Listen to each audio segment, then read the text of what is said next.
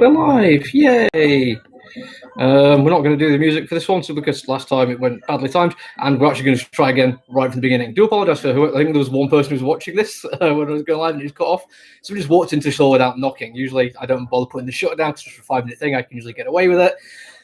But at least if people knock, I can warn people and be like, "Hi, I'm just going to pause it. I'll be back in a second." But the guy just walked right in, and unfortunately I didn't have a chance to explain what was going on, so I do apologise for that one. Let's try again to review Bomb Queen from Image Comics. I'm just going to reiterate for the people who definitely didn't see the other minute of me doing this, because I've deleted it because it's just weird. Just a very weird little video I put out there. It's from Image Comics, and it's by a creator I know nothing about. I literally had to Wikipedia the guy, and the Wikipedia page literally just lists stuff that he's done before. Not very helpful figuring out who the guy is or what his point was in this one. And I've got to say, what the point of it is actually a bit of a sticking point because I'm not entirely sure. But before we get into that, we'll talk about how it looks. And again, going over all ground here. Sorry, Mr. or Mrs. whoever who's watching this for the second time. If you're familiar with Mike Wolfer or John McCrae, you know they have quite distinctive art styles and they're both good at what they do.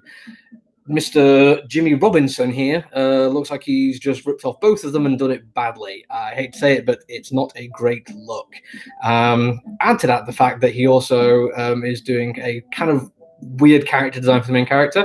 Now, the arguments made within the comic book itself is that should be no slut shaming, and female nudity is not something that should be looked down on, and that, and totally agree with that in all its glory.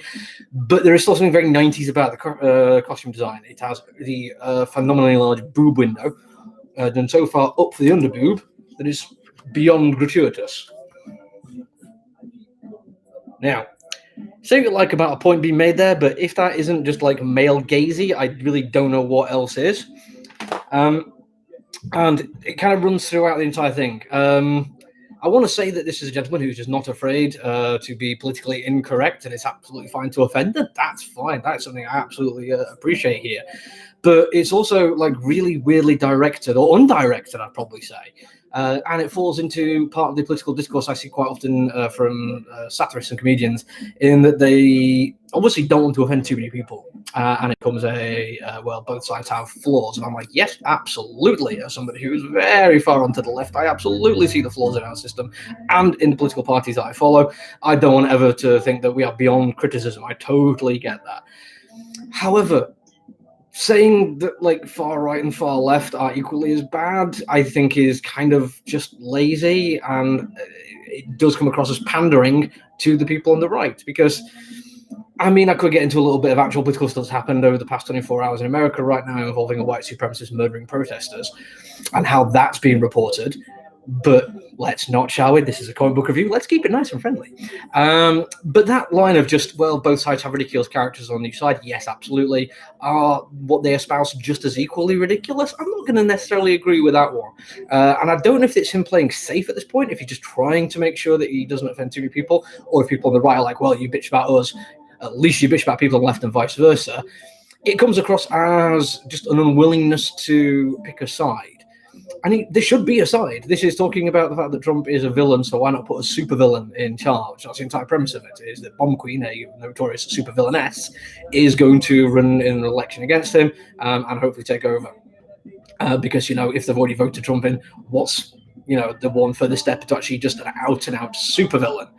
So that is clearly a political statement being made there, and one that I think is entertaining and worthy of looking into. But sadly, then it just becomes parodying to the point of being kind of ridiculous and not very good either. I hate to say it. We've got a little team shot here, and I'm not sure if you can get the details exactly on like the names of various people in them there. The only really original one here is this fella, Mecha Fetus. The rest of them are all like just really tired ideas, which various people have done in the past before. Garth Ennis has done it recently in The Boys. There was, I think, it was either a Marvel or DC team which had like a hashtag superhero and that kind of thing. This is not new ground. It's basically just using the same kind of very lazy stereotypes. Some of them may be true, admittedly, just to hit the left with, because there isn't really much else. I'm not going to put it on the same level as the attack helicopter joke,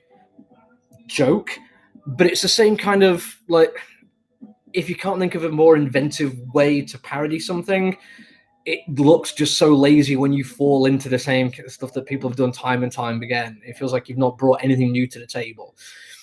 Don't get me wrong, I will say there's a few things about this that I like. The writing is actually quite good in places. There's a lot of vox pops going on, and some of them are genuinely intriguing little takes on the American political system and politics overall.